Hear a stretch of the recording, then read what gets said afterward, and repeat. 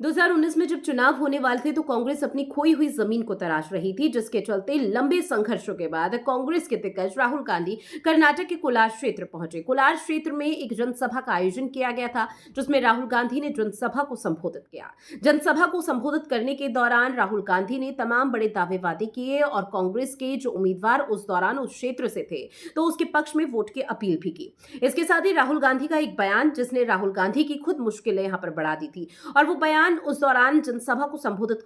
करने के दौरान राहुल गांधी की तरफ से दिया गया था। राहुल गांधी ने जनसभा को संबोधित करते हुए कहा था कि सभी चोरों का सरनेम आखिर मोदी मोदी क्यों होता है। साथ ही राहुल गांधी यही नहीं रुके, राहुल गांधी ने आगे नाम भी गिनाए, नीरव मोदी, ललित मोदी, नरेंद्र मोदी। जिसके बाद ये पूरा मामला हाईलाइट हुआ और गुजरात के पूर्व मंत्री पूर्णेश मोदी ने इस पूरे मामले पर सूरत के सेशन कोर्ट में एक याचिका दाखिल कर दी और राहुल गांधी पर एक गंभीर आरोप लगाते हुए कहा कि राहुल गांधी ने जिस तरह से ये बयान दिया है वो पूरी तरह से मोदी समाज के खिलाफ है और मोदी समाज का अपमान है, जिसके चलते राहुल गांधी के इस बयान पर कोई कार्रवाई होनी चाहिए, राहुल गांधी पर एक बड़ा एक्शन होना चाहिए। अच्छा,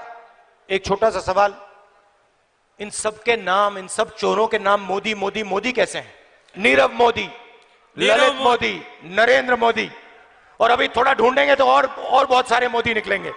हालांकि देखिए 4 साल पहले का ये पूरा मामला, इस पूरे मामले पर कई दफा की सुनवाई भी हुई, लेकिन कोई स्पष्ट तौर पर फैसला सामने नहीं आ पाया। लेकिन एक बार फिर से, यानी कि आज राहुल गांधी की मुश्किलें एक बार फिर से बढ़ती हुई नजर आई, जब सूरत सेशन कोर्ट में इस दौरान ये कार्यवाही चल रही थी और कोर्ट की तरफ से एक फैसला सुनाया गया कि 2 साल की सजा राहुल गांधी को होगी। हालांकि खबरें ये भी सामने आ रही है कि राहुल गांधी ने त्वरित जमानत के लिए भी अप्लाई किया और इस दौरान उनकी 1 महीने के लिए राहत फिलहाल दे दी गई है कोर्ट की तरफ से। लेकिन अभी राहुल गांधी के पास एक और विकल्प ये भी है कि जल्द ही वो आगे भी कोर्ट में इस तरह से अपील कर सकते हैं कि उनकी जमानत परमानेंट हो जाए और इस पूरे मसले से राहुल गांधी की जो मुश्किलें बढ़ी हुई हैं वो कम हो जाए। लेकिन इसके साथ ही ये पूरा मामला यहीं खत्म नहीं हुआ। ये पूरा मामला तूल पकड़ता हुआ तब नजर आया जब बीजेपी के दिग्गजों की तरफ से रिएक्शन सामने आने लगे। जी हाँ, कैबिनेट मंत्री किरण रिजिजू की तरफ से एक बयान सामने आया और उस दौरान उन्होंने कहा कि राहुल गांधी जब भी बयान देते हैं तो वो देश को नुकसान पहुंचाता है और देश को नुकसान पहुंचाने के साथ साथ राहुल गांधी का बयान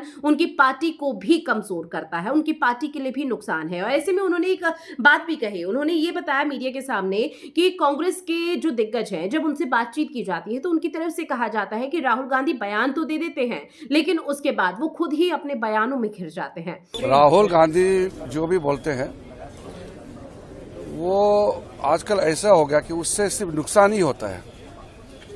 उनका पार्टी के लिए नुकसान होता ही होता है, लेकिन सबके लिए, देश के लिए भी अच्छा नहीं है। कांग्रेस के कुछ एमपी और कांग्रेस के कुछ नेता मुझे बताया, आज भी बताया, कि राहुल गांधी का जो रवैया है उसके वजह से सब खराब हो गया, उनके पार्टी भी डूब रहा है और साथ साथ में बाकी को भी नुकसान होता है। हालांकि देखना बेहद महत्वपूर्ण रहने वाला है कि अब कांग्रेस पार्टी यानी कि राहुल गांधी अब आने वाले समय में किस तरह से आगे चीजें यहां पर करते हैं, जो कांग्रेस की मुश्किलें कम से कम चुनावों तक तो खत्म होती हुई नजर आए।